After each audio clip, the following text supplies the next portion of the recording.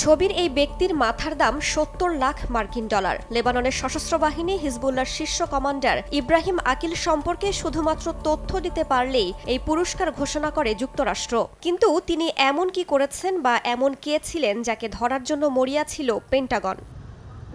অবশেষে শুক্রবার লেবাননের বৈরুতের দক্ষিণাঞ্চলের একটি আবাসিক ভবনে হামলা চালিয়ে হিজবুল্লাহর উচ্চ পদস্থ এই কমান্ডারকে হত্যার দাবি করেছে ইসরায়েল। আন্তর্জাতিক গণমাধ্যমের তথ্য অনুযায়ী ১৯৮০ দশকের গোড়ার দিকে হিজবুল্লাহ প্রতিষ্ঠার পর থেকে গোষ্ঠীটির একজন গুরুত্বপূর্ণ সদস্য ছিলেন আকিল। হিজবুল্লাহর অভিজাত বাহিনী রেদওয়ান ফোর্সের জ্যেষ্ঠ নেতাও ছিলেন তিনি। লেবানন সীমান্তে বৈরুত তেল আবিব লড়াইয়ে একেবারে সম্মুখ সারিতে রয়েছে এই রেদওয়ান ফোর্স।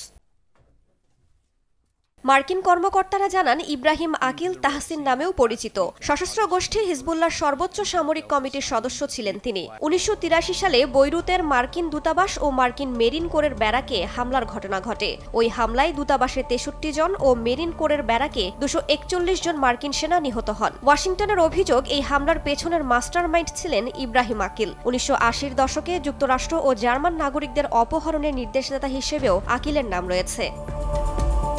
হিজবুল্লাহর জ্যেষ্ঠ কর্মকর্তাদের তথ্য মতে ইব্রাহিম আকিল সবসময় আড়ালে থেকেছেন। তিনি প্রকাশ্যে বক্তব্য বা বিবৃতি দিতেন না। হিজবুল্লাহর এই কমান্ডার ওয়াশিংটন তেল আবিবের জন্য রীতিমতো আতঙ্কের ছিলেন বলে জানা যায়। ২০১৯ সালে ওয়াশিংটন তাকে গ্লোবাল টেররিস্ট আখ্যা দেয়। ইব্রাহিম আকিল সম্পর্কে তথ্য দিতে পারলে বা তাকে আটক করলে $৭০ লাখ পুরস্কার ঘোষণা করে যুক্তরাষ্ট্র।